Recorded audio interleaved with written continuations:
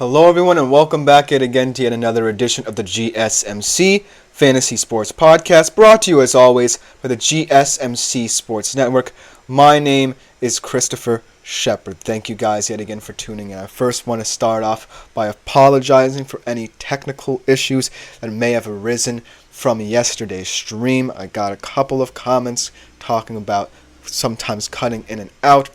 Just know, on my end of things, I have done everything I can to potentially solve that issue. But if something like this happens again, please let me know in the comments, and I will try to mitigate for that and continue trying to solve, at least on my end of things, whatever issue might be happening. But we cannot dwell in the past too much. Let us focus on today's show. It should be an exciting show. A grab bag of fantasy topics for you guys. Starting off with my bold fantasy predictions for Week 2 of the NFL season, as Week 1 has officially concluded. Then we look to the waiver wire, and then I give you some early season trade advice. And last but not least, we finish out with some updated QB rankings. This is not necessarily my rankings. I will focus on those later in the week, but just rankings assessing the quarterback and running back play from this week. But before we begin with any of that, consider liking, following, and subscribing to the show and the network as a whole. Everything you do for the network, and especially for me and my fellow podcasters, is greatly appreciated. Also, continue making yourselves available. You've been doing an excellent job of this. I love the interaction that this show has been receiving.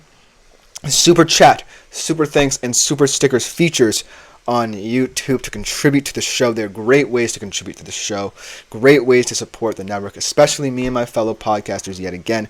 But without further ado, let us jump right into today's show. Let's start off in the world of bold fantasy predictions. After 1 week of the NFL season, we have now seen every single team. We have now seen their flaws, their strengths, their weaknesses. Some players potentially can be breakout stars, some players who are still strutting their stuff at the NFL level. But at the end of the day, I thought it was going to be interesting to kind of give some bold fantasy predictions for this upcoming season. And so I think that at the end of the day, what I wanted to do was kind of make some not necessarily outlandish kind of proclamations here, but also ones that I feel as if are kind of going to make sense in the future. And so, without further ado, let's jump right into today's bold fantasy predictions with our first segment. Let's start off with a fantasy prediction that kind of will make sense if this team gets it together next week, and I think they will. And this guy especially is someone who I was very non-committal about last night. And so without further ado, let's talk about Aaron Rodgers. My bold prediction for him is that he eventually will be a top 10 fantasy QB this week. Now, about his performance last night, like I said, I'm kind of non-committal about this performance from him. Because while he wasn't overly bad, he wasn't overly good as well. But there are ways in which I feel as if he wasn't to blame. I was actually surprised by the offensive line's performance in this game. And I was also kind of surprised that Breece Hall did not play a big part. It was all kind of Aaron Rodgers running this offense. And so I kind of feel like as they play the Titans next week, I think that they will see some improvements along this line here, and as well as incorporating more people into this offense. I think that Aaron Rodgers, at the end of the day, still proved that he has something in him. Of course, it all depends on whether this offensive line can sustain that stability that they have, but it all comes down to, the improvement overall this team. Now, next week, I'm looking at the Tennessee Titans defense, and it certainly profiles as one that's going to be potent in the running game. They have big guys up front like Devondre Sweat, like Arden Key, like Sebastian Joseph Day, who can wreak havoc. So perhaps they're not going to emphasize the run game as much, and that might see Aaron Rodgers get more opportunities to strut his stuff vertically and get more opportunities down the field. So I want to see the Jets constantly improve, and show their growth throughout the season, and will start this next game. So that's my first bold prediction of the day about Aaron Rodgers being potential top 10 fantasy QB for this week. My second prediction, not quite as bold as these two quarterbacks. Whenever they face each other, I believe bring out the best in each other. It's going to be a classic Thursday night game in the division. Actually, let me get back to the first one before, because this first one is kind of controversial as well, depending on how you viewed this running back's performance this week. But Derrick Henry to continue his quote-unquote rough start. Now, I say rough start relatively because a lot of people could view Derrick Henry's performance against the Chiefs as a solid start for him in Baltimore. He obviously got a lot of touches on that first drive as they established the run game early, but later in the game, whether it be game flow or them just wanting Lamar to get more comfortable, they went away from the rushing attack. And so I feel like, as someone who does not see this fit very well in Baltimore, what with, their kind of committee approach in the past, I still think that Derrick Henry will have a rough going of it. They're going to go against the Raiders, and the Raiders, much like the Titans, have a very solid front. Max Crosby and Malcolm Koonce are solid eds. They add Christian Wilkins, and they're not necessarily, going to want to give up as much run plays as they were gashed on the ground this week against the Chargers. So look for Derrick Henry to not contribute as much. And also, they did feel more comfortable having Justice Hill on the field as kind of a security blanket for this offense. And so going forward, I want to see how this team can incorporate Derrick Henry in ways that make him feel comfortable. But right now, I just don't see it. Getting back to my third kind of fantasy prediction of the day here. These two guys always play each other tough. Interdivisional game. Tua and Josh Allen to both have the best fantasy performances of the week. No particular order. They'll both be 1-2. Doesn't matter who. Now, the reason why I say this is because what we saw from both of these teams was that with the Dolphins, they struggled early on offense. They didn't really get anything going. Tua wasn't necessarily settled. And then the second half, they really got going after that Tyreek Hill long touchdown. They were able to grind it out against the Jacksonville Jaguars. And quietly, I believe Tua had the most passing yards of any quarterback this week with 338 passing yards. He only did have that one touchdown to Tyreek Hill. But at the end of the day, that just goes to show that he still has all these weapons.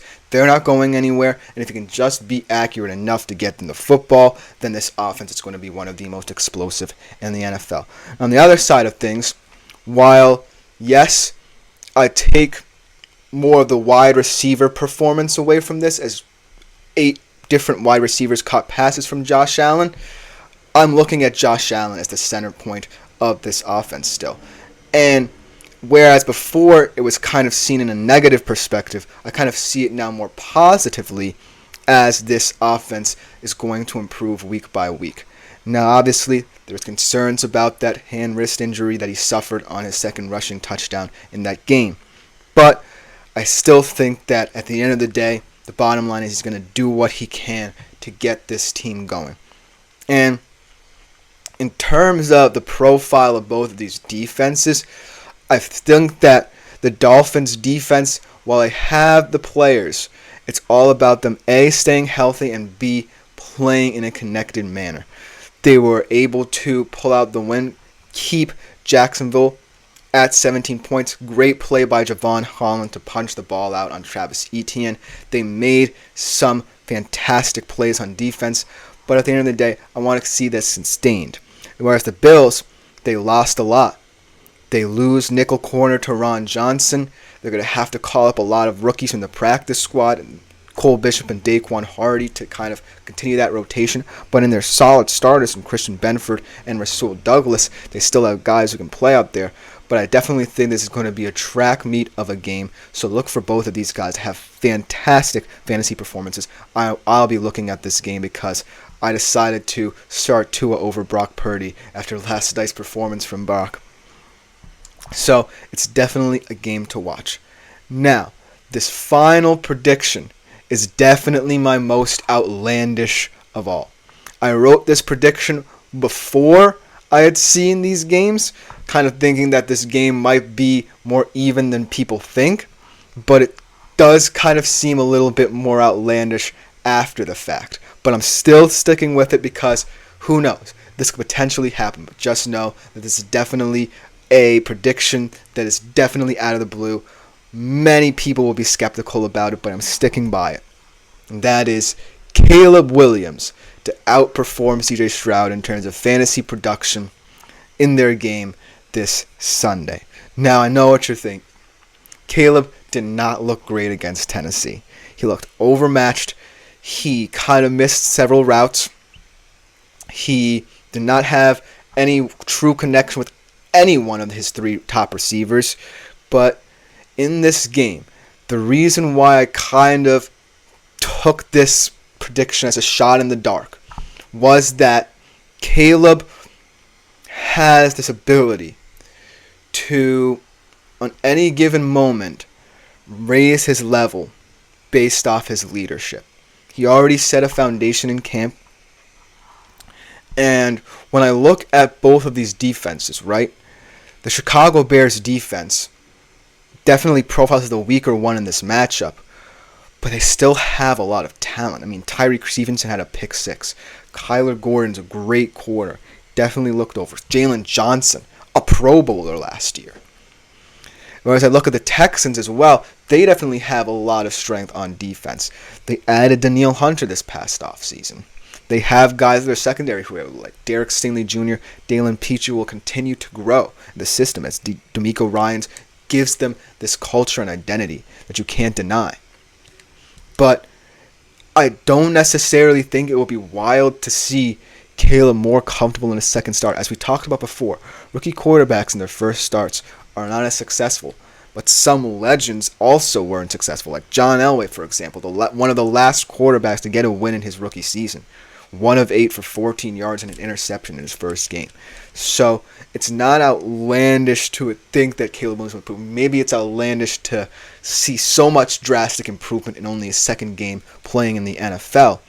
But I can see a world where the Bears drag them into this game. Maybe they go to the run game a little bit more, try and get Swift involved. And it opens up more for Caleb, where he's not, having to work out of structure. It's going to rely upon a fantastic game from the offensive line up front, and it's going to rely on DeAndre Swift stepping up. But I think it could happen. I'm not saying it will, but remember, I said these are bold fantasy predictions. So take them all with a grain of salt. I truly will stand by them, but these are predictions that you are welcome to be skeptical about. Let me know what you think in the comments, but that will just about do it for our first segment here on today's show. Coming next, we take a look around the waiver wire. Guys who you should pick up or drop. We'll be right back after this short break to talk about the waiver wire. I feel like I'm losing my